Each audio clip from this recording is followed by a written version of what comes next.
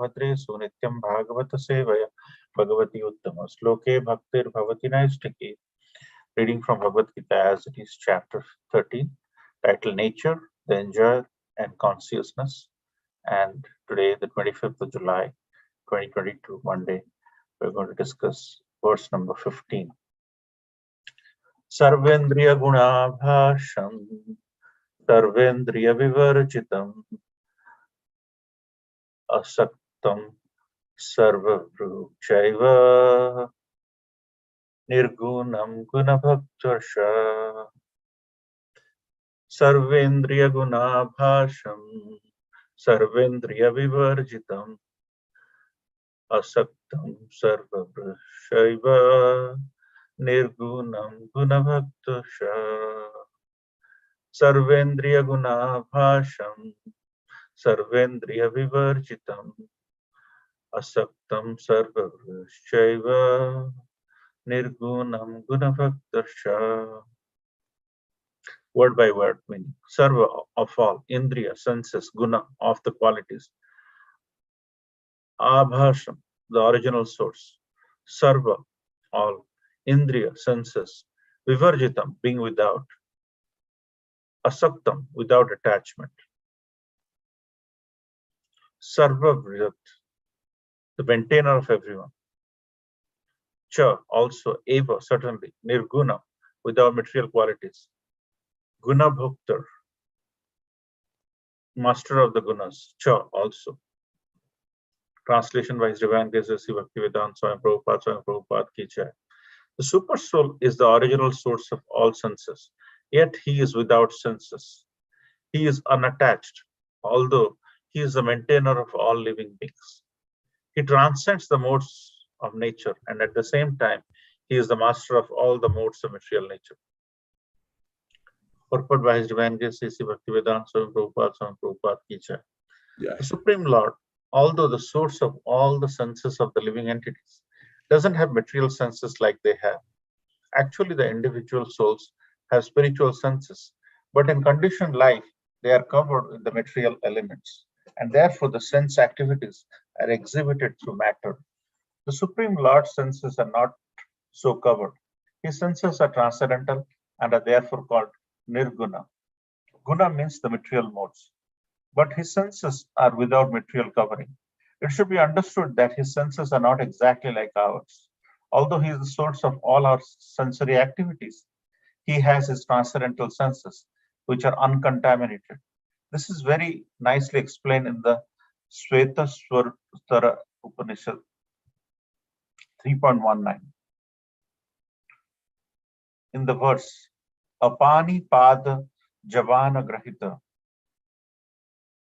the Supreme Personality of Godhead has no hands which are materially contaminated, but he has his hands and accepts whatever sacrifice is offered to him. This is the distinction between the conditioned soul and the super soul. He has no material eyes, but he has eyes. Otherwise, how could he see? He sees everything past, present, and future. He lives within the hearts of the living being, and he knows what we have done in the past and what we are doing now and what is awaiting us in the future. This is also confirmed in Bhagavad Gita. He knows everything, but no one knows him. It is said that the Supreme Lord has no legs like us, but he can travel through space because he has spiritual legs. In other words, the Lord is not impersonal. He has his eyes, legs, hands, and everything else. But because we are part and parcel of the Supreme Lord, we also have these things. But his hands, legs, eyes, and senses are not contaminated by material nature. Bhagavad Gita also confirms that when the Lord appears, he appears as he is by the internal potency. He is not contaminated by the material energy because he is the Lord of material energy.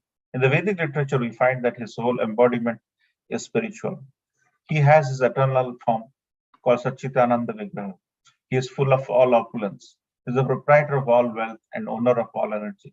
He is the most intelligent and is full of knowledge. These are some of the symptoms of the Supreme Personality of Godhead. He is the maintainer of all living entities and the witness of all activities. As far as we can understand from Vedic literature, the Supreme Lord is always transcendental. Although we do not see his head, face, hands, and legs, he has them. And when we are elevated to the transcendental situation, we can see the Lord's form. Due to materially contaminated senses, we cannot see his form. Therefore, the impersonalist, who is still materially affected, cannot understand the personality of Godhead.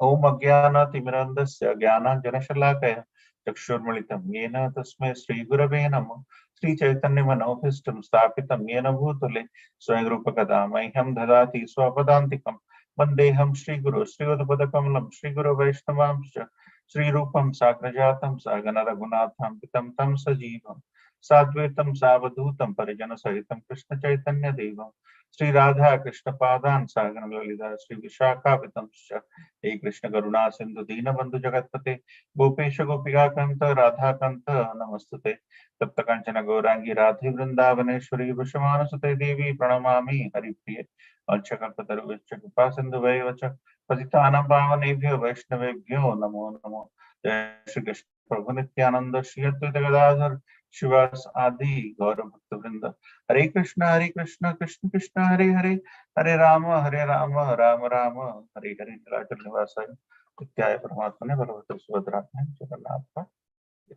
So thank you so much for joining this Sangha on Monday evening. And what a words to ponder.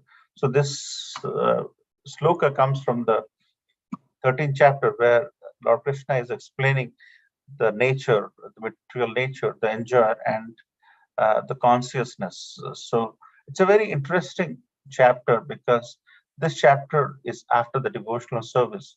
So we can understand in a very nice way about the power, uh, the level with which the Supreme Personality of Godhead is operating. So here, Lord is saying Sarvedriyam Gunabhasham. So what does that mean? It means that he is the source of all senses. Sarvendriya, Indriya is senses, and Gunabhasam, he is the source of all senses. So Krishna is the source of everything. He says, Aham Sarvasya Prabhu, everything comes from him. So, and including everything is the senses. So he's the source of all senses. But after this, he just putting a twist here. He says, Sarvedriyam Vivarjitam, yet he is devoid of material senses. Sarvendriyam Vivarjitam. So he's saying, we are everything comes from him, but he is devoid of material senses. So the first and second line of this verse is actually mutually contradicted.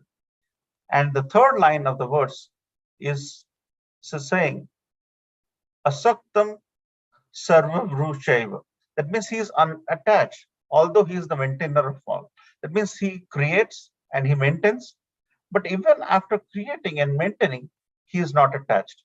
Because in the fourth line, he says, Nigrunam Gunabhaktarsha. That means he is the master of modes, yet he is transcendental to them. So there are three contradictions right in this verse. The first and second, he is the source of all senses. And the second, he's saying he's devoid of material senses. So those 1 and 2 are contradictory to each other. And in the third line, he's saying he is creating and maintaining the entire material nature, but he's not attached. So that's the second contradiction in this verse. And the third contradiction is there are three modes of material nature: the mode of goodness, passion, and ignorance. These three modes, he's saying he is the master of all these modes, yet he's transcendental to them. That means he has created these modes of material nature, but he is beyond them. That means the modes cannot touch him. So what a beautiful verse, if you think about it. There are three contradictions in this verse. And we need to really think like a devotee when we try to analyze this. Otherwise, what will happen? This verse, as more contradiction is put into this verse, there are people who have seized the opportunity to explain that God is not a person. He doesn't have hands. He doesn't have legs. He doesn't have senses. He's an insensible person in that sense. He is somebody which we cannot define. So we say there is no shape. So he doesn't have shape. So he doesn't have akar. So when he doesn't have akar, we call him Nirakar. So he is an impersonal person. That's a very simplistic person would end up characterizing. But a devotee who has gone through the rigorous practices of understanding the systematic study of Bhagavad Gita will think differently. Because that's the reason why our method of philosophy is achinta bheda abheda. That means we are simultaneously one and the same, but simultaneously different, which is inconceivable. And this inconceivable aspect can be very understood by a simple person. But as yesterday, Gaurang Prabhu nicely said, Krishna consciousness is very simple, but not easy. The not easy part is in the practicing part of it. But the understanding is very, very simple. So what is Krishna saying here? He is the source of all senses, but he is beyond the senses. He has created this universe, but he is not attached to the universe. And he has created these three modes of material nature, Sattva-guna, Tamaguna, Rajaguna, but he is beyond it. So another name of Krishna, if you remember, is Trigunatit. You know, Trigunatit means he is beyond, Atit means beyond. Atit means in the past. So Triguna means there are three modes of material nature, the three gunas, Satyaguna, Rajaguna, Tamaguna. So Krishna is Trigunatit, is another name for Krishna. So he has created the modes, but he is beyond it. He is beyond it means he is Atit. He is, that's why another name for Krishna, there are so many names of Krishna. Another name of Krishna is Trigunatit. So very wonderful words to ponder. And Srila Prabhupada has power packed it with some very key things. Because, so Krishna is saying he has created everything, but he's not attached to the senses. So whenever you have, you have beauty, for example, when you have a power, for example, some of the characteristics of Bhagavan. But what happens is once you have these characteristics, you are often attached to it. So whenever you have money, for example, you tend to multiply the money to double. Next year, you want to make it triple. So you become constantly attached to it. So, but Krishna is a bit different. Krishna is saying, these sense attributes are created by me, but I'm not attached by the aspect. The human beings are attached to it. Whenever somebody wants, money, somebody wants power, by virtue of which he wants to defeat two people, day after tomorrow he wants to defeat five more people. So there is an element of trying to increase our ability or winnability. But Krishna is saying, in spite of all of that, I'm not really carried away by the indication of the attachment to the fruits. And that is something we will try to discuss in one of the pastimes exhibited by Krishna. And then Srila Prabhupada goes on to say that in the conditioned life, we are very much conditioned.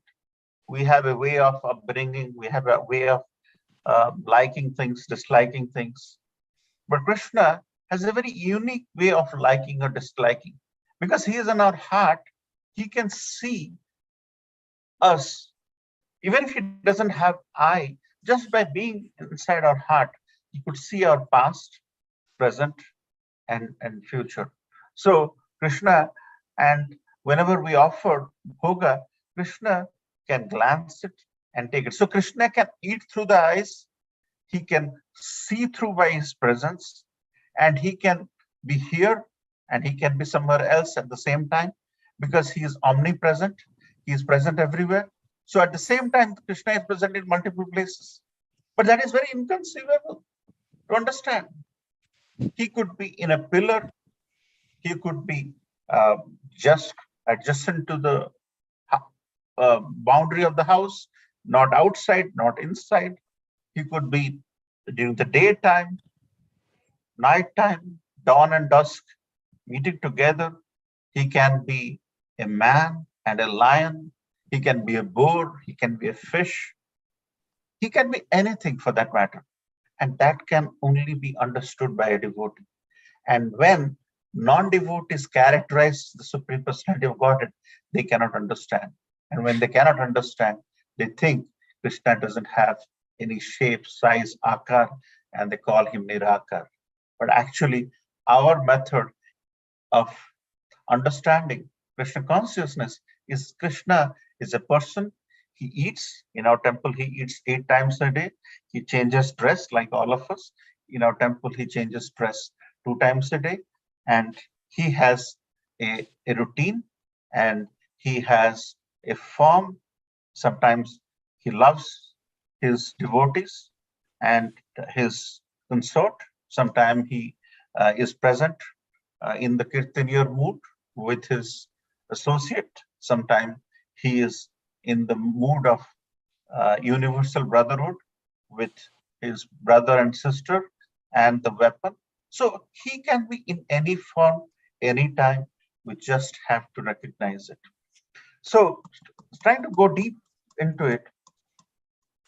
So, so whenever we talk about a very good habit, we try to attribute that with suguna. That means the person has good habit or good.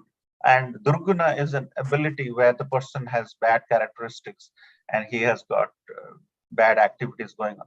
But nirguna is someone which is attached to the Supreme. So Supreme Personality of Godhead can be good to someone, can be bad to someone else, and at the same time not attached to the good and bad.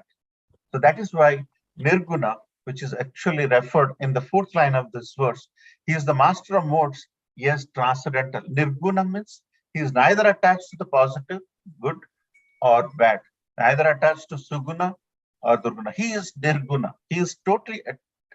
It's like whenever you put oil in water, you'll realize that oil is not running soluble in water. Oil is very much different. And you might have seen swan. There will be milk and water, but swan can take the milk from the water and still be able to filter water out of it and take the milk. So our ability in a very situation, in our situation where we're so much constrained, we're so much conditioned, the key to a good life is to how to balance everything and how to stay focused in our Krishna consciousness, so that whatever the case of quarrel and hypocrisy in this age of Kali comes into our mind, we should be able to filter exactly like how a swan is able to filter out milk from water. Exactly like something what how Krishna, even if he's creating all these modes, he is creating all these attachments, which we should be unattached. So staying in the job market and not be attracted by the greedy of promotion. That's the key, actually, when you think about it.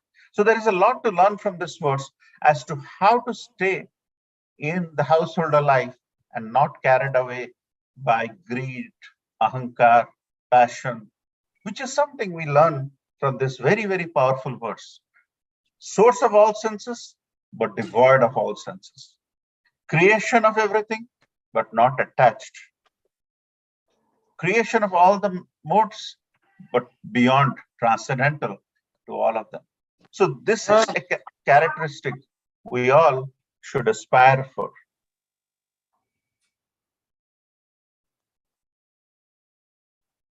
Okay. So here, Srila Prabhupada is quoting from Swatara Upanishad 3.9. It says, Apani Padu Javano Grahita. That means, and in the end, it's saying, Tam Ahur Argyam Purusam Mahantam. That means the Vedic mantra clearly states Purusam Mahantam. That means Purusha means person. So Krishna is a person. So when somebody says Krishna is not a person, he is somebody, the Supreme Personality of Godhead is somebody who is inconceivable, he doesn't have a shape. But here, Upanishad is saying the word Purusa, that means Krishna is a person. In the Bhagavad Gita 10.12, Arjuna confirms that person is Krishna when he addresses Krishna as Purusam Saswatam. That means you are the original person. So this should clarify in our mind that, and when that doesn't get clarified, Krishna says in Bhagavad Gita, Tadviti panipatena pariprashnena sevaya. That means we have to take the help of somebody who is more bona fide, who understands this science, this transcendental science, and from whom we should address our questions in a surrender manner, pariprashnena sevaya, in a manner which, and through that we can gain. Otherwise, we'll not understand anything, and we'll finally accept that Krishna doesn't have shape, because Krishna is himself saying, I am the creator of the senses, I am not attached. Who can that be? It's inconceivable. So he is not a person. He is some Brahma. He is somewhere invisible, and we will never be able to understand. Lives will pass by. We will never understand who the Supreme Personality of Godhead. And in the teachings of Lord Chaitanya, to the same Svetasvatara Upanishad, Krishna is saying, although Brahman has no material hands and legs, he nonetheless walks in a very stately way and accepts everything that is offered to him. So Krishna, sometimes he may say he is not attached to the activities, he doesn't have hand and leg. For example, when Lord takes different avatars, for example, he doesn't have so many attributes, he doesn't have so many things, but that doesn't mean he doesn't have hand, he doesn't have legs. In the form of Lord Jagannath, which is Krishna himself, Krishna is no different. Jagannath is not an avatar. Jagannath is Krishna himself in a different form. So in that different form, Lord Jagannath doesn't have hand. Lord Jagannath doesn't have a leg. But in the form where Lord Jagannath doesn't have, Krishna doesn't have hand and leg, but he is the most adorable form of Supreme Personality of Godhead, which attracted Chaitanya Mahaprabhu so much that when he used to see Lord Jagannath in Jagannath Puri, he used to see Syam Sundar inside. And when Lord Jagannath used to see Chaitanya Mahaprabhu, he used to see Srimati Radharani in Chaitanya Mahaprabhu. That's why it is mentioned Lord Jagannath is Krishna in the mood of separation from Radha, because there is no Radharani around Lord Jagannath. There is Baladev and Subhadramai and Sudarshan Chakra. And Chaitanya Mahaprabhu is Krishna in the mood of separation from Krishna. So Chaitanya Mahaprabhu is Krishna Biraha Vidura. That means it's Krishna in separation of Krishna. And Lord Jagannath is Krishna in the separation of Radharani. So when this incomplete, without hand form of Krishna locks his eyes with Chaitanya Mahaprabhu, the entire bhava, the bhava of separation erupts, and that can only be understood by a devotee. So Krishna's hand and legs, that the material hands of legs concept, we have to kind of unshackle ourselves from, because Lord Krishna he may not have material hands and legs, but he can still take our bhoga from us by the glance. So he can eat with his eyes and see by being in our heart as Paramatma without the eyes. So he may have something, he may not have something, but we as devotees should recognize that Lord Krishna's forms are inconceivable, and he can choose to reveal himself in whatever way he can to his devotees. So once upon a time,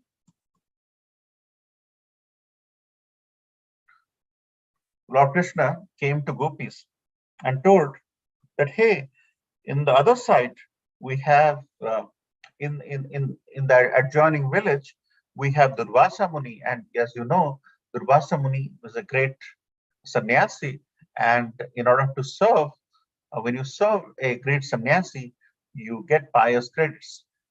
So ask gopis if you would like to offer something to Durvasa Muni.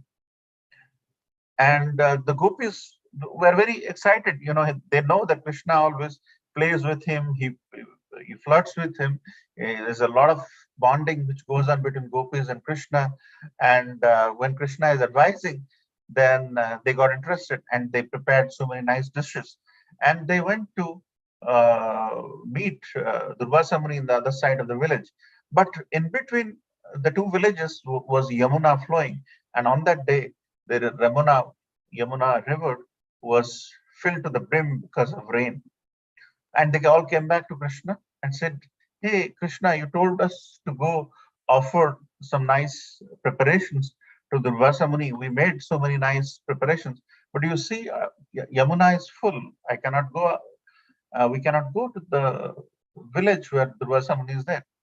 Then Krishna told, yeah, I realize, Yamunaji is filled and Yamunaji is not able to let you come in. But if you go and tell Yamunaji, uh, Yamuna Mataji, in our consideration, everything is a person.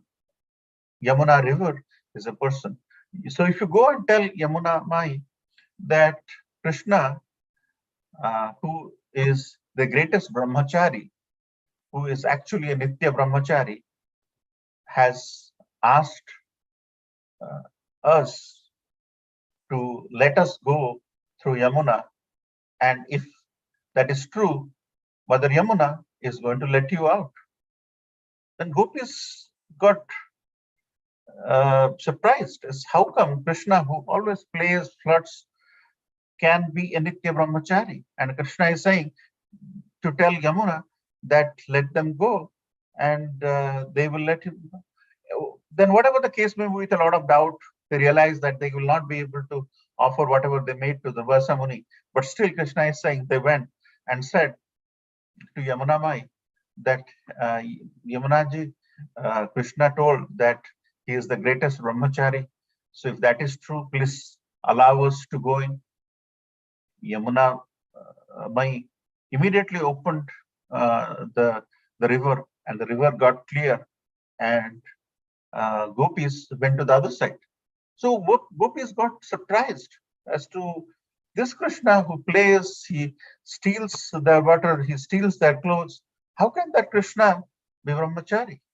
Anyway, they went to the other side. They offered, nice preparations to Durvasa Muni. Durvasa Muni was very pleased.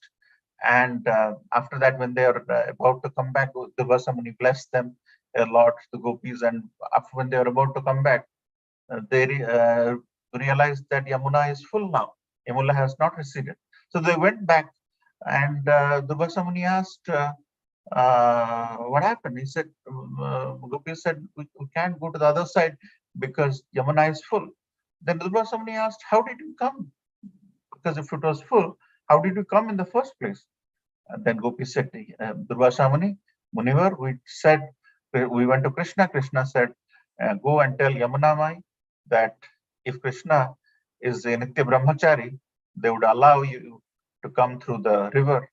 And once we told that if Krishna is a Nitya Brahmachari, and hearing that, Yamuna allowed us. The Durvasa Muni said, oh, that is the reason. So you go and tell Yamuna that Durvasa Muni, who is a Nitya Upavasi, has requested you to open the river so that you could go to the other side. Then this gopis once again became surprised as how come this Durvasa Muni, who goes everywhere and he eats to the brim, can be a Upavasi, because that thought never occurred to them. But still, with a doubt, they went back to Yamuna Mai and said, Mother Yamuna, please allow us to go to the other side if you think Durvasa Muni is a Nitya Upavasi. And immediately Yamuna Mai opened the waters and they came to the other side. So when they came back, Krishna was on the other side. And just because nobody should feel that they blindly accepted Krishna to be a Nitya Brahmachari and Durvasa Muni, who eats a lot, to be a Nitya Upavasi, blindly, they went and spoke to Krishna. He said, Krishna, we really do not believe that you are a Nitya Brahmachari and Durvasa Muni is a Nitya Upavasi. But how come when I went, Yamuna Mai let us come in? And then Krishna mentions that Durvasa Muni, even if he takes a lot of offerings, he basically allows all the souls to serve, to preach the element of goodness of serving a Vaishnava. And in that mood, he accepts everything. But he is accepting it with a mood to serve. He is not really, you know, conditioned to take gobs and gobs of food. He's just allowing all of you to serve. Likewise, even if I'm playing with you, even if I'm playing in whatever manner I can, but I'm so much detached that this modes, the modes of passion, the modes of ignorance, which everybody in this material world, this entire industry, the fashion industry, the material, this passion industry is a billion-dollar industry in the age of Kali. But in spite of that, Krishna says it doesn't catch us. This clearly indicates that Lord Krishna, even if that's the reason why whenever we talk about Bhagavan, the sixth characteristic, you have all beautiful, all powerful, all knowledgeable, but the final thing is when you have all these five, then you are so much puffed up that you cannot be detached. And that is when the difference between a person and a Bhagavan comes into picture. And that sixth quality is the renunciation. So Krishna can be everything, but still can be the number one detached person, which is exactly where it is mentioned, Nitya Brahmachari, or Durvasa Muni is recognized as Nitya Vada. So he is simultaneously in there, and he's just letting us know how supreme he is, because these are the qualities devotees should imbibe if they want to do well everywhere, in studies, in job, in everywhere. How to be there and not be there. How to be the supreme in whatever way we end up doing. How to eat rasgulla, but at the end of the day, check on us so that we stop, so that it's the tussle between rasgulla and diabetes doesn't become a critical thing in our life. So, how inconceivable situations are. See, most of the time, there'll be something going on in the nature, and there'll be people like us who will try to rationalize, put science behind it, put geometry behind it, put maths behind it, and try to rationalize. So, as you can see, there is a insect called beetle. Okay, so how nature is inconceivable and how ignorant we are. Let's try to analyze why that inconceivable aspect is so promising in the event of a Supreme Personality of Godhead's action. Because this beetle insect, as per the aeronautical engineers, they claim that based on their body shape, which you can see, mass and aerodynamics, this insect cannot fly. Even beetle doesn't know that there is a research which has claimed that they cannot fly, but they do fly, which none of the aeronautical engineers can explain why they fly. This nature is inconceivable. And I just wanted to add that I had a friend who used to hold the bat. He's a right-hand grip person, but he doesn't hold a cricket bat with the right hand near the willow and left hand near the edge. He holds the bat the other way, and he just sees and hits ball. And he had tremendous power and effect to what he does. So sometimes some of the inner qualities of us, there is so much of inconceivability, as yesterday Gaurang Prabhu mentioned, that Brajvasis were a bunch of ordinary people with extraordinary consciousness.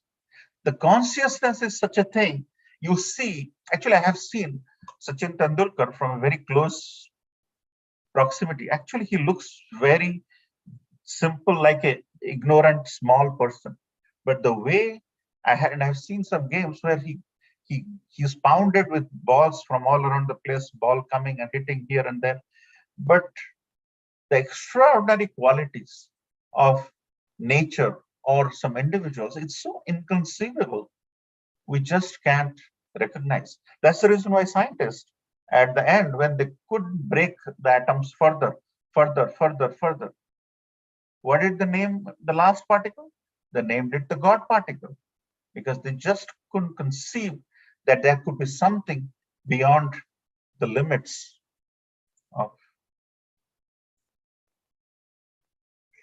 of the understanding. So nature is inconceivable. If nature can be inconceivable, the person who has created this nature, and based on Sarga Visarga in the Chaturshloki in Srimad Bhagavatam, in the second canto, which we took 2 years back in our, one by one verse by another reading of Srimad Bhagavatam, that this entire creation is done by the Supreme Personality of Godhead, Purna Purushottam Krishna. So if the nature which is created by Purna Purushottam Krishna can be inconceivable based on these examples I just said, what can the inconceivability of the Supreme Personality of Godhead be? So we keep saying Lord Jagannath doesn't have hand, but there are many poets who have gone on to explain that Lord Jagannath is Mahabahu. Mahabahu means a person with hand, but actually he doesn't have hand. If you see in our temple, he doesn't have hands, he doesn't have legs. But devotees who believe in him call him Mahabahu. Mahabahu is the person who has very powerful hands. Person doesn't have hand is mentioned Mahabahu. That is how a devotee should recognize. And sometime back, there was this beautiful video which was sent by Jayaprakash Prabhu, where Gaurang Prabhu is mentioning about Dasya Bauri. Dasya Bauri is actually, Dasya means he is actually from a very low class in terms of socially speaking, and Bauri is somebody who is who is from a weaving kind of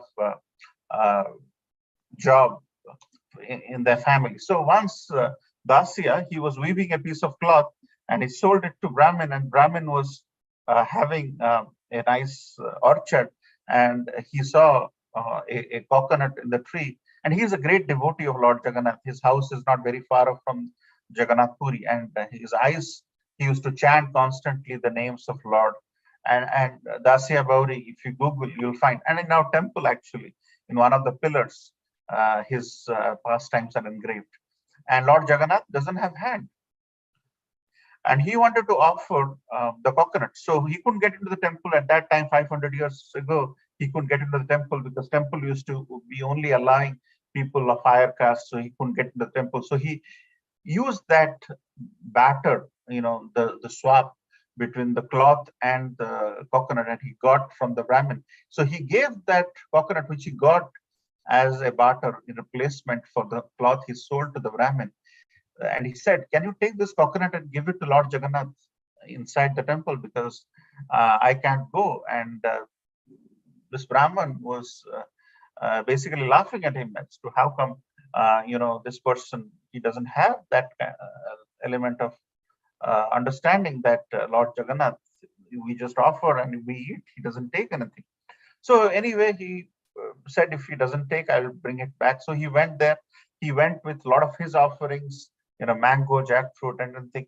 And he offered everything inside the temple with the Garuda Stamba, where Lord Chaitanya Mahaprabhu, if you had have seen, those two little tips of finger just near the Garuda Stamba, he was offering his own offerings like jackfruit, mango, and banana, but he forgot to offer the coconut.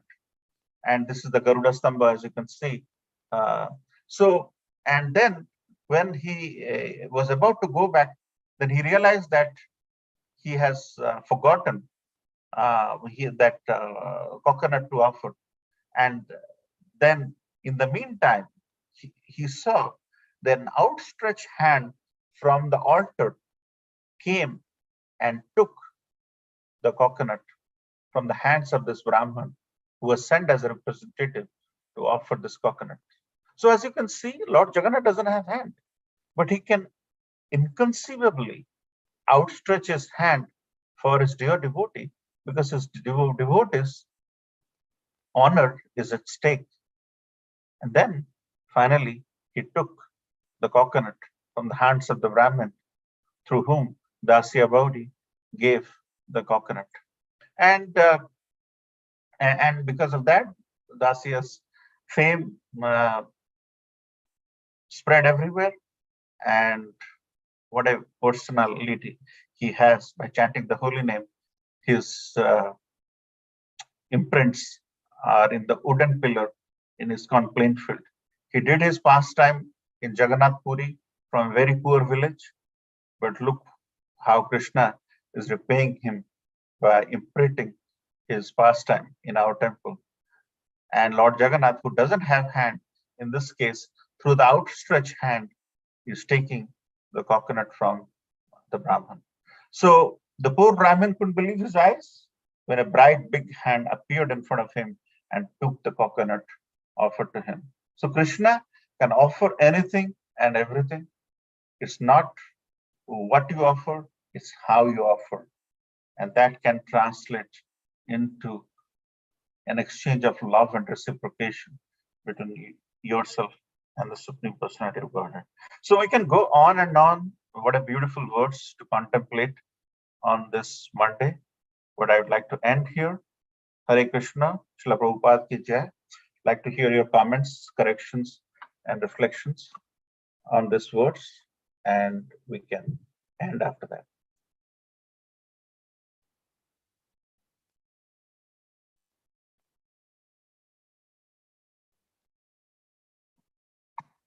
Any thoughts? Any questions?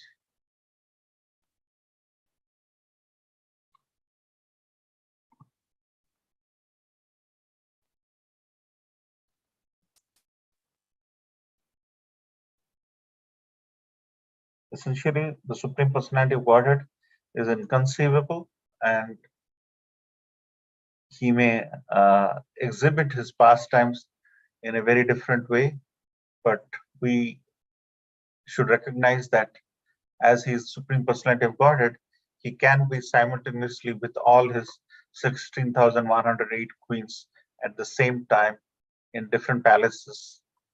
So we cannot materially try to understand Krishna. We should understand Krishna through Guru, Sadhu, and Shastra. And if we have that level of understanding, we'll grow an element of love for the Supreme because he's inconceivable.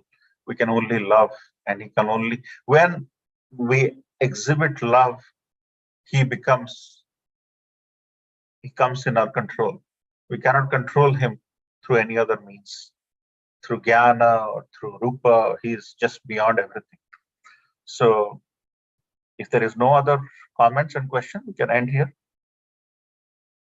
Hare Krishna, Prabhuji. Dhanwad Pranam, all glories to Srila Prabhupada.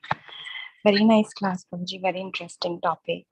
Prabhuji, just one question. I have heard that when we offer bhoga to Krishna morning, afternoon, evening, we should try to be on time. Like we should do it at the same time. We should try to do it at the same time every day. So, Prabhuji, what is the concept behind that? I mean, sometimes we are not able to do it at the, like, for example, in the evening, 7 o'clock is in the prasadam time. So we should try to maintain it 7 o'clock. Is it something like that, or I just wanted to clarify? Yeah, so when we install Lord Krishna in our temple, so he becomes a part of a family member. So whenever we have a family member in the form of a son or a daughter or a husband or a wife, we tend to take care. And sometimes, if you have uh, kept a standard in your house to offer something at 7 o'clock, Lord Krishna, through the process of offering, through the process of reciprocation, he reveals himself. He is actually living in your house.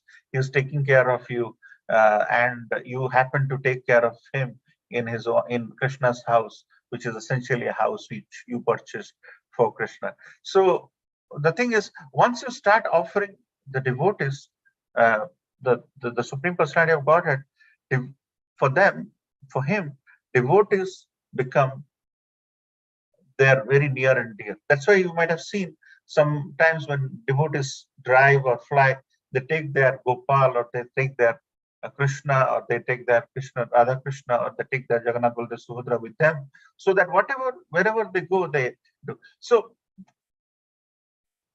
once in a while, if the 7 o'clock norm you have kept, you can't meet, that's absolutely fine, Mataji. Krishna is very merciful. But all the time, uh, irregular uh, offering is avoided, because that shows your that's the reason why whenever we have devotees coming into the temple, whenever they want to take Tulsi Maharani plant, we say, if you can take care of Tulsi Maharani through the winter and summer, especially in New Jersey, which is having the perennial angle where you need to bring Tulsi Maharani inside when it is cold. If you can take care of them, don't take it. So the thought process is, if you have kept a standard, actually that's a standard you have kept. 7 o'clock is the time. So 80% of the time, if you follow it, it's absolutely fine. 20% knowingly, you would not miss it, but unknowingly, if you miss it, Krishna can really be merciful on you, and won't really have any negative effect in my mind. But there are many sadhakas in this sangha. They would like to. This is a practical implementation question, Mataji. And it's not as if in our house, we have always stuck to the time. I have missed it. But if you have meetings and you have other things which is compelling you to kind of forego the time, you have tried, but in a place like a temple, where the installation procedure is very strict, and Archa Vigraha forms are there, it is definitely not recommended. But in the home, our gurus and acharyas have said, try to minimize it as much as possible. Okay, Mataji? Yes, Prabhuji, thank you. So a follow-up question. So suppose in the evening we are going to temple, and that coincides with the time when we offer. So in that case, going to temple is sufficient, or we have to come back, or before going back we have to make sure that we kind of take care of the Lord at Yes. our. Right. I have asked, we have had this discussion with my Guru Maharaj, his Swami Jayapataka Maharaj. He keeps saying that your temple is your number one, your local ISKCON temple, where you have your commitment in the form of your attendance. Even attending a Sunday feast program is a service by itself, it takes high priority. So on a day when you are attending your Sunday feast program, and on that day your evening bhoga for some reason couldn't be done at the right time, which you generally give on the other 6 days, it's absolutely fine for that exception, because you are doing a service as described by our founder Acharya, because Srila Prabhupada wanted everybody to come to the Sunday Love Feast as much as possible without fail. So if you're going to the temple to be part of see, these are all principles. So we have a higher principle, and because of a higher principle, the lower principle, I won't say lower principle can be compromised.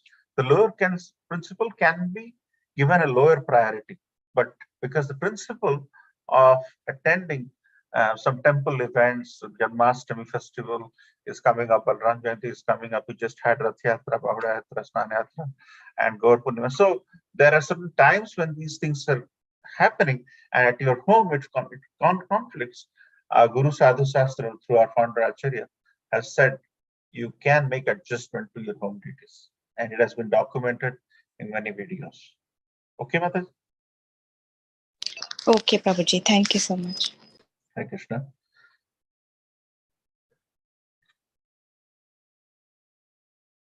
So it's 8 o'clock. If there's none, we can end here, Prabhu. Yeah, thank you so much. Wonderfully explaining about the descriptions of the Lord, wonderful and beautiful form of the Lord, personal form of the Lord. Our Lord reciprocates to his devotees whenever needed. Krishna says that Yadamam prabhutyante mam tadaiva bhajamyaham. I reward them accordingly how they approach me. So Lord definitely reciprocate accordingly. Thank you so much, Hemajaganath Prabhu, nicely explaining. It's very nice to hear devotees' seriousness. Very wonderful. Thank you. So, any other questions? Anything anybody would like to add? Any comments? Hare Krishna Prabhu, Dandavat Pranam to Yeah. everyone. Dandavat Pranam Prabhu. So I can ask other question, but I really I want to ask this question, Prabhu. Go You ahead, are the please. you and Hemajaganath Prabhu senior devotee. Definitely, you have some experience with this of Lord's reciprocation. Yesterday, you already, Semester Prabhu, you already revealed that also to Guru, to Rampot, His Holiness Rampot Maharaj, Rampot Swami Maharaj. So, please give us some that type of revelation so we can our faith will be more firm and we can listen this nectar also. Something not much deep, not much secret, but something you all reveal about the Prabhupada's dream. And Hema Jagannath Prabhu, please also you also reveal something you got the reciprocation from the Lord also. So that will that will give us the faith, more faith. They put it in a spot Prabhuji. Yeah, there are many Prabhuji like that. Yeah, I didn't mention much. I think when the COVID, the second wave came, and we were conducting the Bhakti, and then we switched to the Zoom call, and then when we physical, there are lots of devotees attends. On the Zoom call, there are only less devotees. I mean, one time there was very less, and I was little kind of thinking that, whether I should continue this on the Zoom or I should, just take a break or something like that. Just had a thought came up like that. That night, Srila Prabhupada, came to a dream, and it was nice converse, like a conference like that. All the sannyasis were there, and so many devotees were there. After the conference, Srila Prabhupada also came out, everything, and I was standing there. Srila Prabhupada came and, took like this, my bead, the Gandhimala. Just look like this and very smilingly told me, continue Bhakti Risha, don't stop. I was wondered, it's so amazingly, continue Bhakti Risha, never stop. So I remember that, when we started this one, I mean, it's almost like we started on 2007 or 8. Yeah, I think 2007. Let's keep going. I never had a break or anything like that. Then we took on the behalf of Srila Prabhupada, So I really amazed that Yes. one incident. Another incident was, this was some time ago, that when we had, the MUCC, we had, have you been there, MUCC? That we had a Sunday feast program. MBC, yes, yes, one Yeah, it time. was around 2012 or 13 or something like that. Yes. There was a snowfall on Sunday, and then we had a meeting in the morning, and we decided that we would, stop. We would not have the Sunday feast program at the MACC Center. And then we decided, okay, we will stop today, and we sent out the mail, and we didn't have Sunday feast program. So next day, Sunday night is over, and Monday morning, early morning, and I was somewhere there, I was living alone, something like that. In the dream came up, Srila Prabhupada came. Srila Prabhupada was rushing and just knocked my door, and I just opened. I saw Srila Prabhupada. I was very much, excited and anxiety, and I was wondering, Srila Prabhupada came, and Srila Prabhupada just rushed into the room. I still remember that I had just a small, like L-shaped. On the L-shape, there is a one kitchen, and the other side there is a room and the front door. Like, just go inside. While going, Srila Prabhupada asked, "Why did you stop the Sunday feast program? Why did you stop? Call Devakinandan Prabhu, call Madhupati." Like this, call Madhupati, call Devakinandan. Why did you stop Sunday feast program? Oh, great, Prabhu.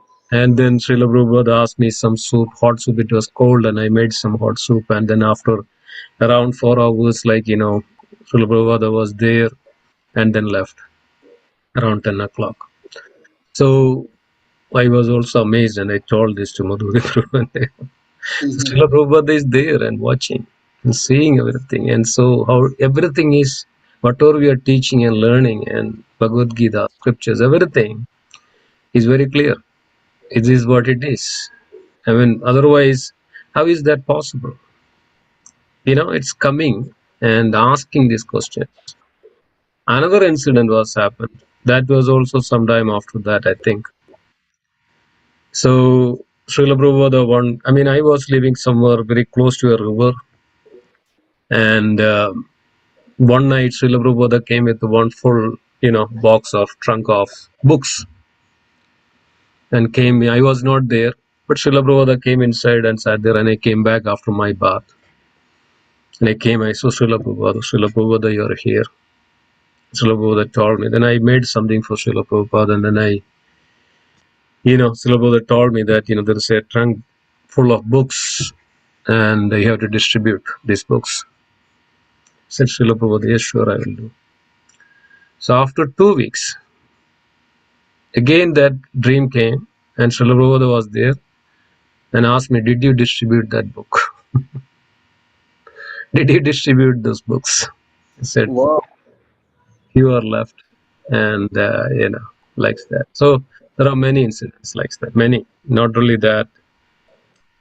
There was one time Srila Prabhupada came. That was not so far ago, actually. Srila Prabhupada came, I think 2 years or something like that. Srila Prabhupada came to New Jersey, and Srila Prabhupada was attending some bhakti programs, and not Srila Prabhupada was not staying in our temple, but staying in somewhere close to a motel or something like that.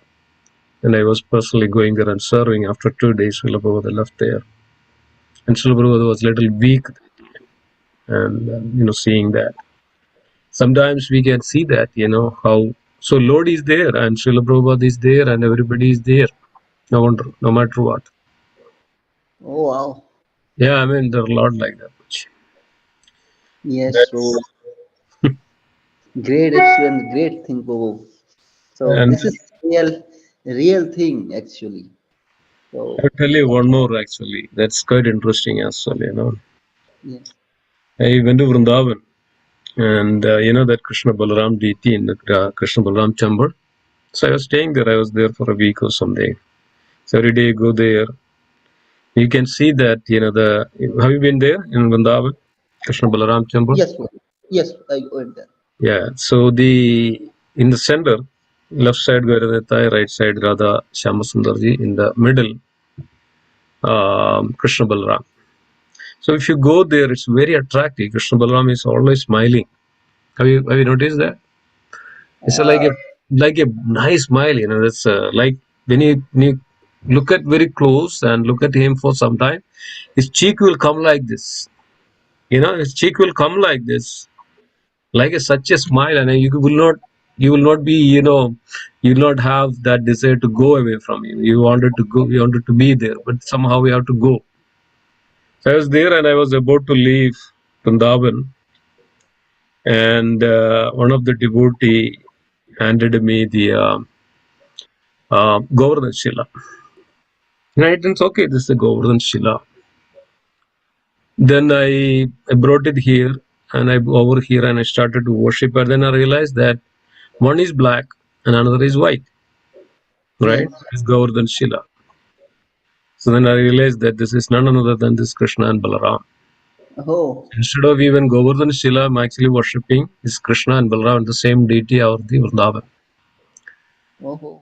So, we can see that, when we put our devotion, Krishna would definitely reciprocate accordingly. There's no doubt into that. Great, Prabhu.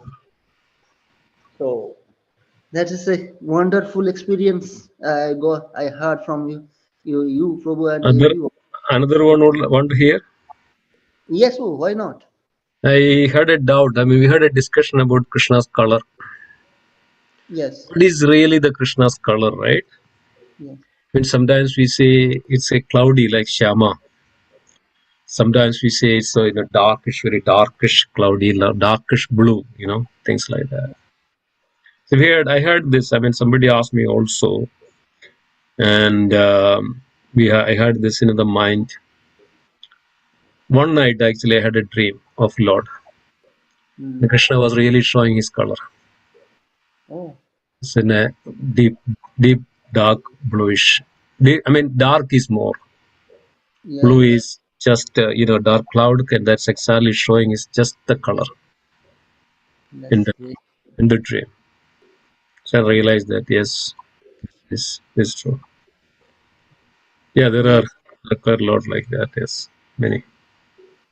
That's great, Prabhu. So from you and like Hemajaganath Prabhu and other senior devotee, if you listen these things, at least to increase our faith firmly, if you increase our faith, we are not that level. We are not able to see anything, Prabhu, but we can, we can, at least we can faith, we increase our faith. Thank you for sharing, Prabhu. Dandavat Pranam, Prabhu. Very wonderful. Yeah, thank you for asking, and I never revealed this to anyone. I just told now since you asked. That's all. Yes, thank you. Thank you. Thank you. We can end here, bro. Wanted to add something. I mean, I know that Sri Hemajaganath Prabhu himself told me one night Jagannath Prabhu was sleeping. Can you tell that story, bro? Jagannath came and told. I don't remember, bro. Maybe. No, you told in the MSCC. You told once. You tell. I No, like no, to hear from you you. I don't. told. Go You ahead, bro. told that Lord came in your dream and told about preaching or starting or worshipping or something like that. Yeah, it is more than 10 years, bro. I'm forgetting, bro.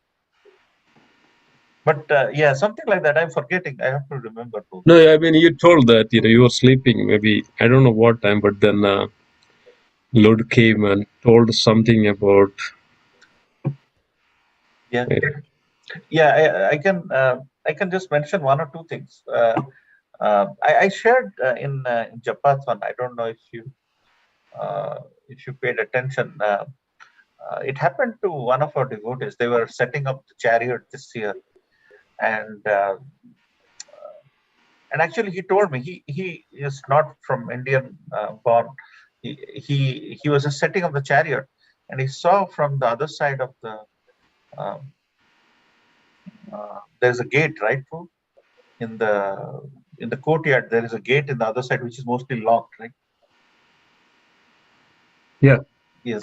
So he saw two boys came, and he saw the chariot preparation going on, and then they left, and immediately there was a huge thunderstorm and lightning, And the way this thunderstorm lightning unraveled, that locked gate opened up. Hmm. And then the power of thunderstorm and this thing indicates that Krishna, through his upcoming events, he just came to see if preparations are underway. Sometimes we tend to think that we are doing this, we are managing this, there's a leadership, this, that. But actually it's Krishna or the Supreme Personality of Godhead, Jagannath. They come, Balram, Jagannath, Krishna, they all come to inspect their, because they generally don't leave the temple. And Rath Yatra is at a time when they leave the temple. So they come to witness their activity. And that locked gate opening up to thunderstorm and cleaning the path with the chariot is one thing. And then this Prabhu who was actually setting up, he he mentioned he has been in Krishna consciousness for 30 years. And he says on that day, he just felt some goosebumps from inside, that all of a sudden you see these two boys from the gate, and then there's this huge thunderstorm, a sign of approval that this Rath Yatra is going to be very successful. And if you remember, 4:30, 5 o'clock, there was no one in the temple.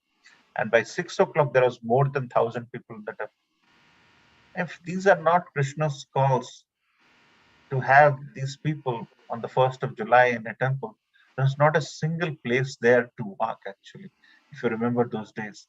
And on the day of Sunavesh, on the 10th of July, the second realization, there was hardly anyone during the Sunavesh darshan, maybe for 50, 60 people inside. But when the yatra started, when the cultural started, there was close to 400, 500 people in the temple. I mean, Lord Jagannath or Krishna, they make their own plans, and we just have to find pieces to be part of the plan, so that we are part of the same. So when we think about his plan and we try to be part of it, it becomes a very successful venture. When we put our own thing and do not understand the Supreme's plan, it tends to become difficulty. So those are some one or two realizations which I wanted to share from 1st July, actual Rath Yatra in a temple, and the 10th July in the Bahuda Yatra in a temple. Great, Prabhu. So nice, so nice. Wonderful, Prabhu. I recently read a news paper, and I was going through, and so that this is in my Kerala, and in my place Kerala. There in a remote village, there is a great temple. They had a festival that everybody bring their Balagopal, Krishna's deity, and then and worship for some days. And it was a traditional program that every year they conduct. They bring their deity, and everybody brings their deity to the temple, and then there is a big festival. And it's it's in a village, in a remote village place, something like that. One lady got a Krishna Balagopal, the Vigraha from the Vrindavan, and she was worshipping very sincerely with the deity, very sincerely and very intimately. So while she was bringing this deity in front of, and when she came there, accidentally the deity fall from the hand and it's broken. And she was crying like anything. She was crying like anything, and she was so attached to the deities. And she was, what happened? Why did it happen like this? And this was a news, actually. I also remember this. All on a sudden, a boy came with the deity. And nearby there is no shop or nothing like that, and he was not there, and she couldn't even see that boy before. And this boy was pacifying, don't worry, do not cry, and don't worry that those things. And he brought a deity and brought and gave it to her. And then after a while he left, and she couldn't see that boy anywhere, and she was searching for this boy after that, and she couldn't see the boy over there. And this was in the news. I was wondering, yes, there are so many incidents happens like that. Yes. Great, Prabhu. That Yes, yes, Prabhu. Wonderful. Yeah, these are really, really wonderful. Pretty much every temple and every devotee has their own personal experience with the Lord. I mean, so many devotees, tell their reciprocation and their wonderful relationship with the Lord. Anybody else has anything? Any other devotees, some way or other, that you have your relationship with the deities and deities reciprocate in so many ways? Please share your realizations if you have any. Please do not be shy or hesitate or as we are discussing the glories of the Lord, not ours.